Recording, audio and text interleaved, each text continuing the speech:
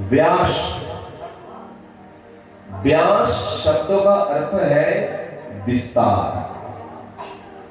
इन्होंने क्या विस्तार किए? संसार में वेदों को भाग किए हैं, विभाग किए, 4 विभाग किए हैं, उपनिषद किए हैं, पुराण किए हैं। जो भी शास्त्र है सभी शास्त्रों व्यासदेव गोस्वामी ने संसार में विस्तार पूर्वक प्रचार किए हैं, प्रसारण किए हैं।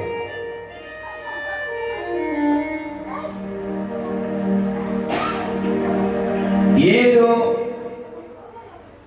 कर्म जो है,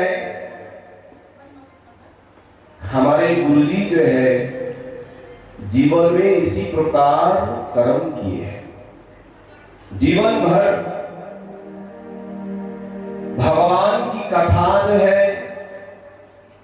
सनातन धर्म जो है, शुद्ध भक्ति जो है, विस्तार पूर्वक संसार में प्रचार किए हैं, प्रसारण किए हैं। इसलिए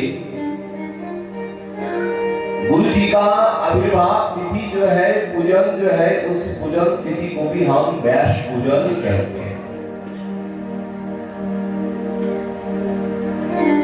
संसार में जो व्यक्ति गुरु के प्रति उतना भक्ति नहीं है, निष्ठा नहीं है, साल में एक बार ही गुरु पूजन करते हैं, उन व्यक्तियों के लिए आज गुरु पूजन है, पर हमारे लिए नहीं है। हमारे लिए तो प्रत्येक दिन नित्य समय ही गुरु जी को हम पूजन करेंगे, गुरु जी को हम प्रणाम करेंगे, गुरु जी का हम स्मरण करेंगे। आज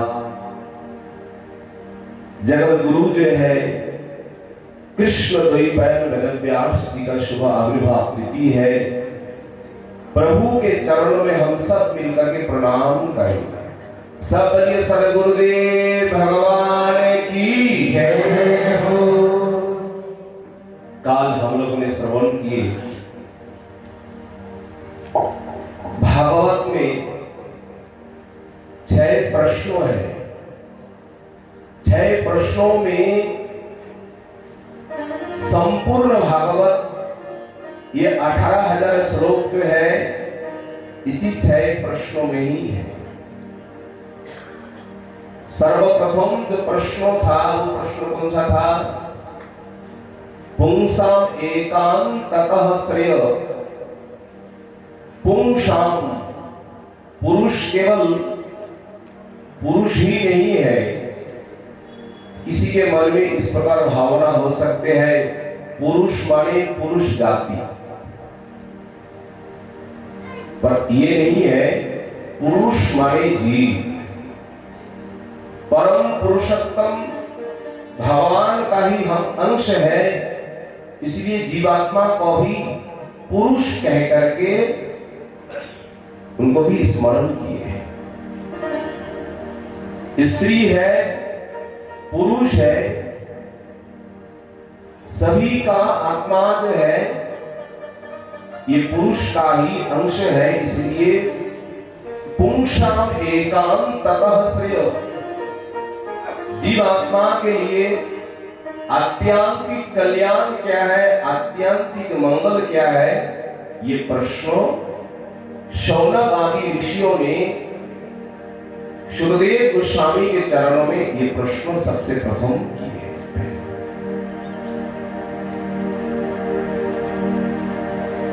सभी प्रश्नों का उत्तर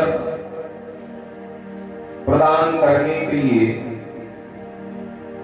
शुद्धदेव गोस्वामी सर्वप्रथम अपने गुरुदेव को प्रणाम किए हैं, गुरुदेव को स्मरण किए हैं, भगवान को प्रणाम किए हैं। प्रणाम करने के बाद अत्यंत प्रसन्न हुए हैं। लेकिन ये जो प्रश्न है इसी प्रकार प्रश्नों के द्वारा ही जगत का कल्याण होते हैं। आप प्रश्न का उत्तर दे रहे ध्यान से सुनिए। सवै पुंसां परो धर्मो यतो भक्तिरधोक्षते अहैतुक्या प्रतिहता ययात्मा संप्रसीदति। उत्तर ये है सवै पुंसां परो धर्म, जीवों के लिए ये परम धर्म है। परम माने सर्वश्रेष्ठ धर्म, इस धर्म के ऊपर और कोई धर्म हो ही नहीं। तो परम धर्म क्या है? यतः भक्ति अधोक्षते, जो कर्म करने पर, यो साधन करने पर भगवान के चरणों में भक्ति हो जाती है। वो कौन सा साधन है, वो कौन सा कर्म है? संसार में तो कर्म जो है, कर्म करने पर बंधन है, पर संसार में इस प्रकार भी कर्म है जो कर्म करने के बाद उस कर्म के दौरान भगवान के चरणों में भक्ति हो जाती है।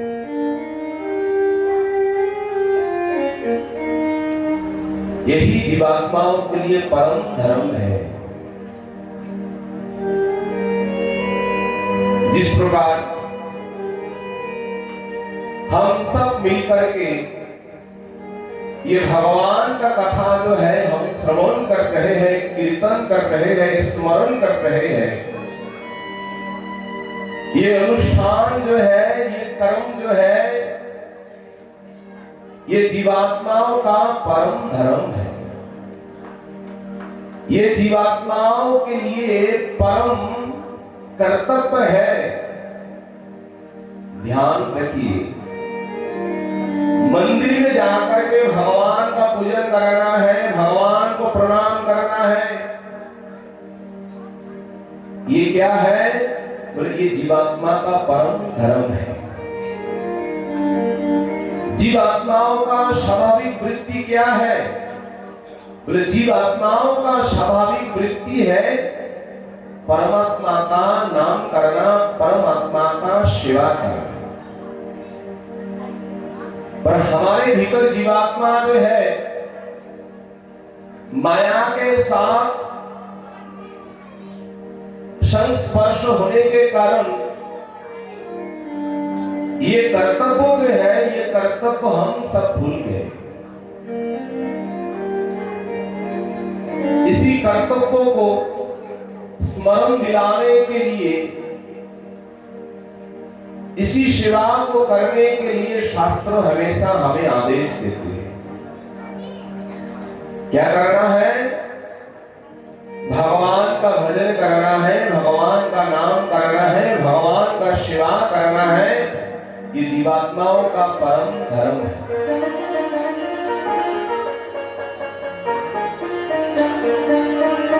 जय हो। जय जय श्री राम।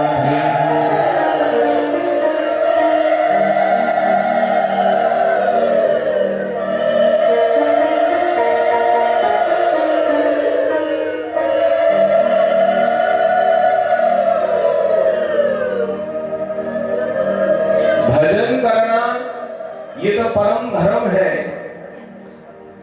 पर इसमें कोई निषेध किए है कुछ किसी के बारे में। क्या है? अहैतुक्या प्रतिहता, दो विशेषण याद रखिए। मंदिर जाना है, भगवान को प्रणाम करना है, उनका सेवा करना है। सेवा में कोई हेतु नहीं होना चाहिए।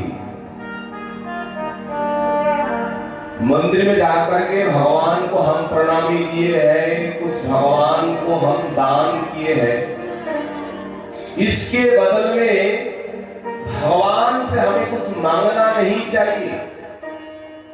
पर ज्यादा से ही ज्यादा हम क्या करते हैं? 10 रुपया भगवान को दान देकर के भगवान से करोड़ संपत्ति जो है, धन संपत्ति हम मांग लेते हैं। ये जो उद्देश्य जो है, ये जीवात्माओं का ये भाव नहीं है, जीवात्मा का सेवा नहीं है, परमात्मा के लिए। जीवात्मा का ये स्वाभाविक वृत्ति है, पर इस वृत्ति पर इस प्रकार हेतु नहीं होना चाहिए। जिस प्रकार भोजन के बिना हम नहीं रह सकते हैं, ये शरीर का परम धर्म है। माताओं का क्या धर्म है? संतान को पालन करना है, पोषण करना है, ये माताओं का धर्म है। पर उस धर्म में कोई हेतु नहीं रखना चाहिए। इसी प्रकार भगवान का सेवा करना है, भगवान का भजन करना है, तो भजन में, सेवा में कोई हेतु विनिमय हम नहीं रखेंगे।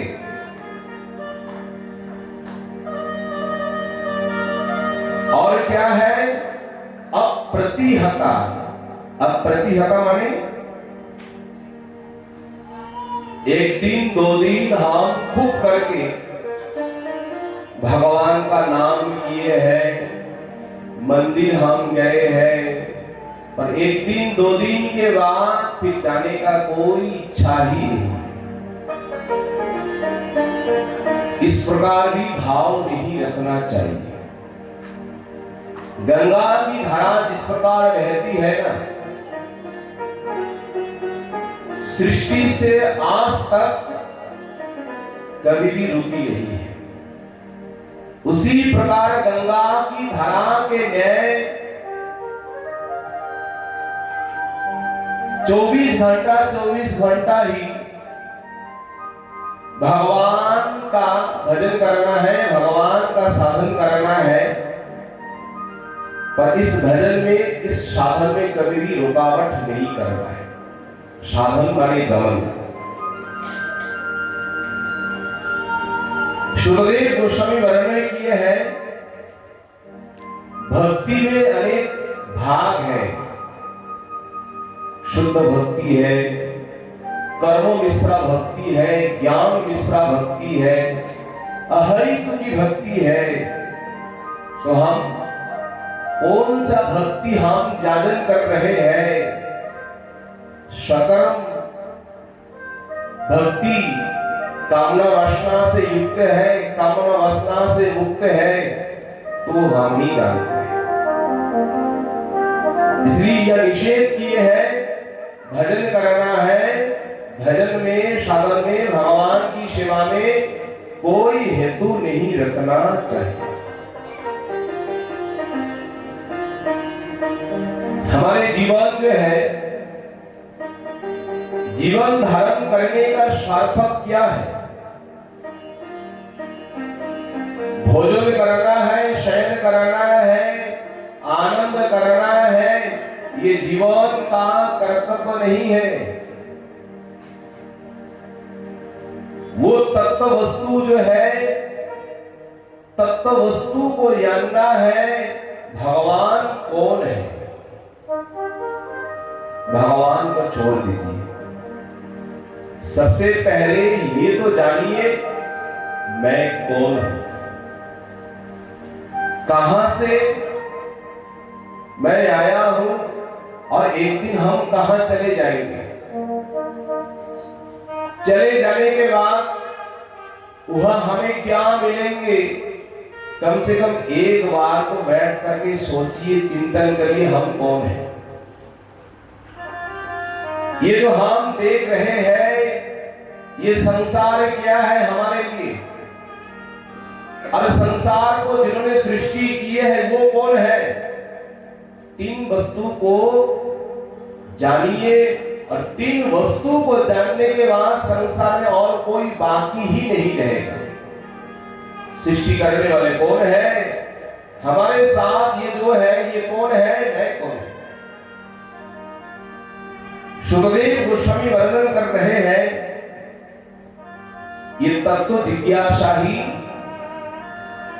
जीवन का मूल उद्देश्य है। ब्रह्मेति परमात्मेति भगवानिति शब्दते। एक ही भगवान है।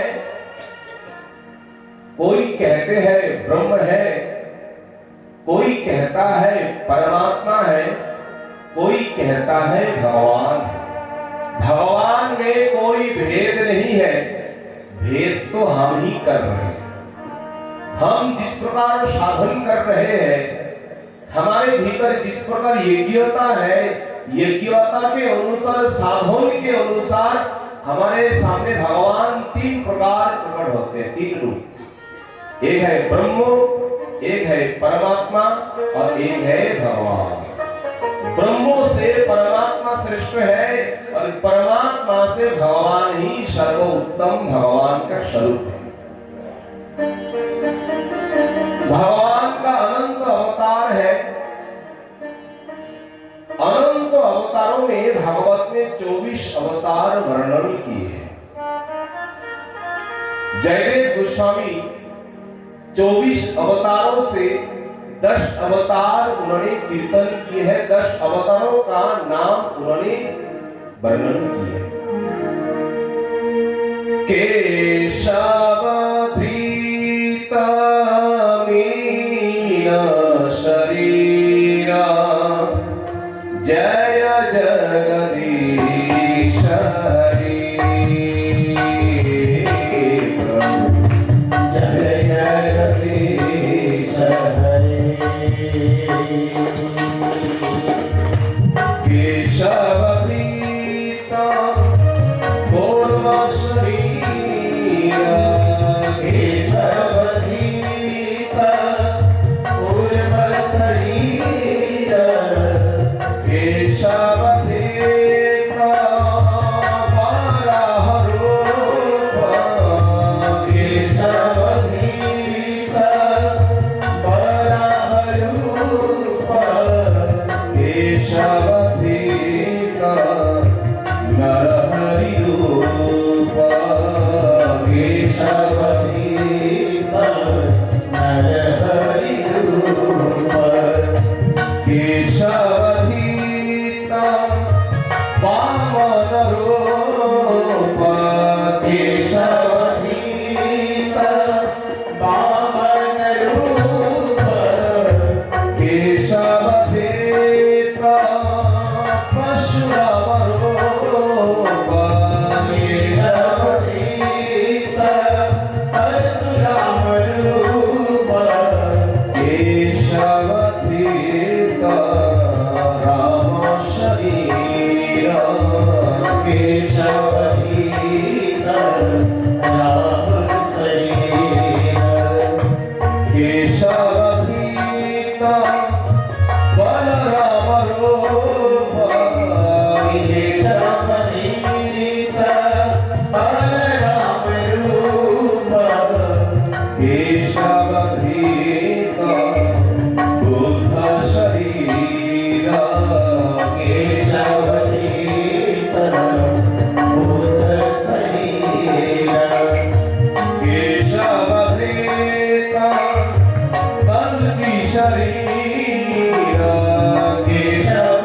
धृत कल्की शरीर, केशव धृत दश विध रूप, केशव धृत दश विध रूप, जय जगदीश हरि। जय जगदीश हरि। जय जगदीश हरि। जय जगदीश हरि। केशव धृत मीन शरीर, केशव धृत कूर्म रूप, केशव धृत शुकर रूप। बार बार कह रहे हैं केशव धृत। भगवान का जो भी अवतार है, रूप है, कौन धारण कर रहे हैं? केशव धृत। कृष्ण जो है, हरि जो है, वही रूप धारण कर रहे हैं। भक्तों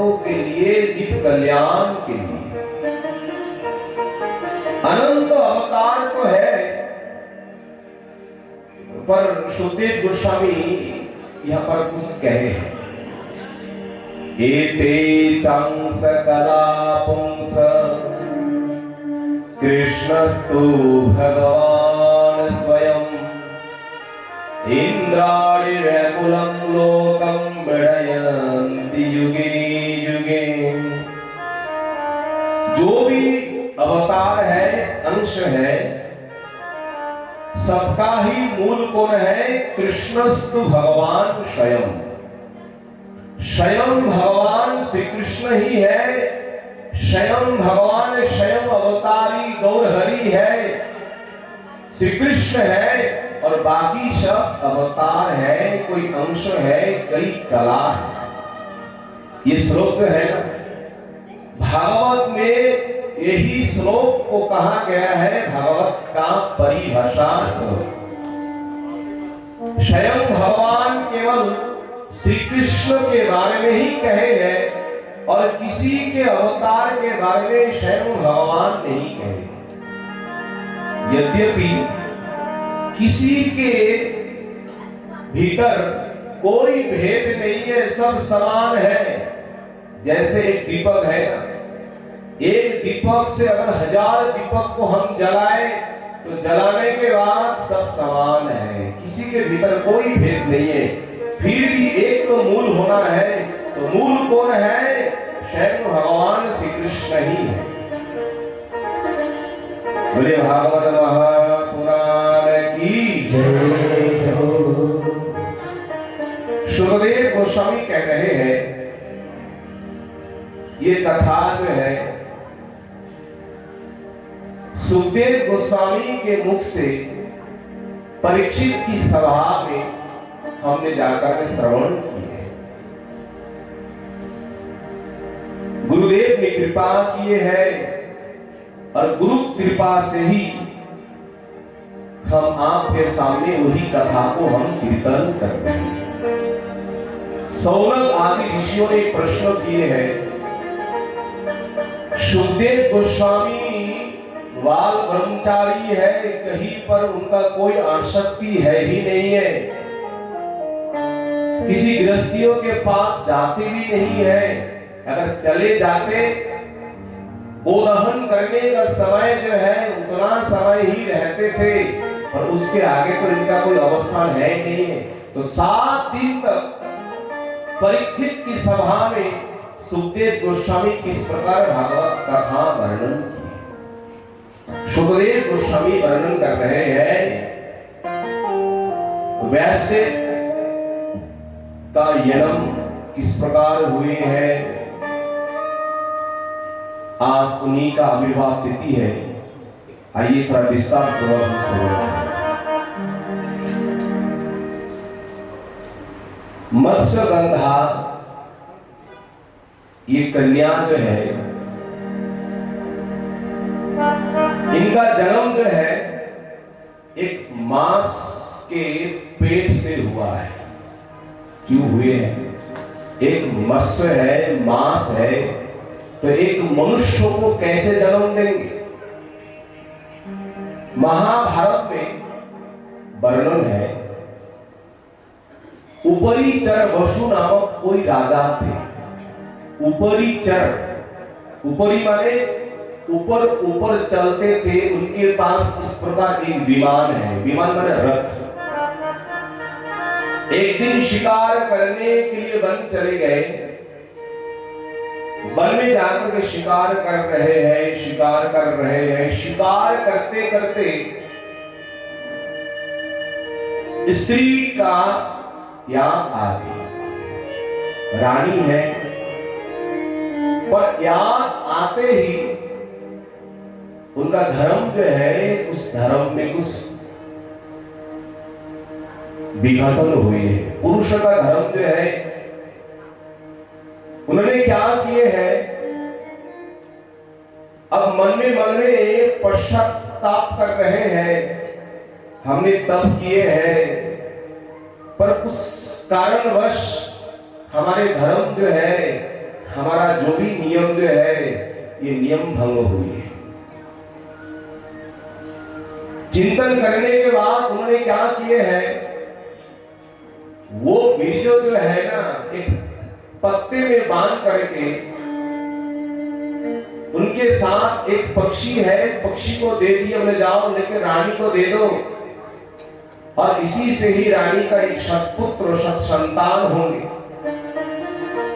वो पक्षी जो है मुंह में लेकर के उड़ करके रानी के पास जा रहे हैं नदी के ऊपर से, और एक पक्षी उनके सामने आए, उनके मन में ये भाव है कोई खाने का कोई भोजन है, दोनों पक्षी के साथ लड़ाई हुई है और लड़ाई करते करते उस पक्षी से मुंह से वो जो भी बीज है पानी में गिर गए, और पानी में एक मत्स्य है, उस मत्स्य ने क्या किए हैं, ये राजा का बीज जो है इस बीज को उन्होंने पान किया। राजा धार्मिक थे, ब्रह्मचारी है, भगवान के परम भक्त है। मत्स्यों के गर्भों में जाने के बाद भी मत्स्यों के गर्भों में जाकर के एक संतान वहां जाकर के जन्म हुए, और इसी संतान का नाम क्या हुए है, आगे चल करके मत्स्यगंधा स्त्री हुई है। जन्म होने के बाद शरीर से दुर्गंध जो है ना, मछलियों का गंध जो है शरीर में है, और इनके साथ कौन विवाह करेंगे, इनको कौन विवाह करेंगे। जो पिता पालन किए हैं, पोषण किए हैं, वो पिता के मन में बहुत चिंता है, अब क्या किया जाए। पिता ने क्या किए हैं, तो पिता भी उसी प्रकार काम करते थे। नदी में किसी को पार कराना है नौका से, पिता ने अपनी पुत्री जो है मत्स्यगंधा को इसी सेवा में लगाए, इसी काम करते रहा। किसी दिन अगर कोई महात्मा आ जाए, संत महापुरुष आ जाए, उनकी कृपा से तुम्हारा ये जो दुर्गंध जो है ये दुर्गंध जब चले जाएंगे। एक दिन पराशर ऋषि आए हैं। पराशर ऋषि वैष्णव गोस्वामी का पिता है, वो परम पंडित है, उन्होंने दर्शन किए हैं। ये कन्या जो है, कन्या के भाग में जो है इनका भाग दर्शन किए हैं, इनके गर्भ में स्वयं भगवान का अवतार आएंगे, इसलिए कन्या को उन्होंने कृपा की है। लोगों का भावना है, क्या भावना है, महाभारत में इस प्रकार भी है, मत्स्यगंधा को पुत्र दान देने के लिए जब पराशर ऋषि जब कहे हैं, मत्स्यगंधा कहे प्रभु अभी तो दिन है, तो दिन में हम कैसे पुत्र धारण करेंगे। मत्स्यगंधा की इस प्रकार भाव देख करके पराशर ऋषि ने कुआशा प्रकट की है। जानते हैं ना, कुहेरा जिसे कहते हैं, बांग्ला में कहते हैं, बांग्ला में बोले कुआशा, माने कु माने खराब, आशा माने मनेर मध्य कामना आशा। कुआशा प्रकट किए है, दिन में ही अंधेरा हुए है। मत्स्यगंधा को उन्होंने कृपा की है। ये तो स्थूल दृष्टि है, पर सूक्ष्म दृष्टि ये है, ऋषि के भीतर इस प्रकार क्षमता है, ऋषि के भीतर इस प्रकार शक्ति है, उन्होंने कृपा की है, दृष्टि दान किए है। कृपा के द्वारा ही मत्स्यगंधा के गर्भों में भगवान का अवतार प्रकट है। अगर अन्याय करते, कोई गलत काम करते, तो भगवान वह कभी प्रकट नहीं होते। कृपा किए है। मत्स्यगंधा ने हाथ जोड़ करके कहे प्रभु शरीर में दुर्गंध है, पराशर ऋषि ने आशीर्वाद दिए हैं, तुम्हारे शरीर से कोई दुर्गंध नहीं है, जैसे कमल का सौगंध है, ये 100 योजन तक तुम्हारा शरीर का गंध 100 योजन तक फैलते रहेंगे। पुत्र प्रकट होने के बाद भी तुम्हारे भीतर, तुम्हारे शरीर में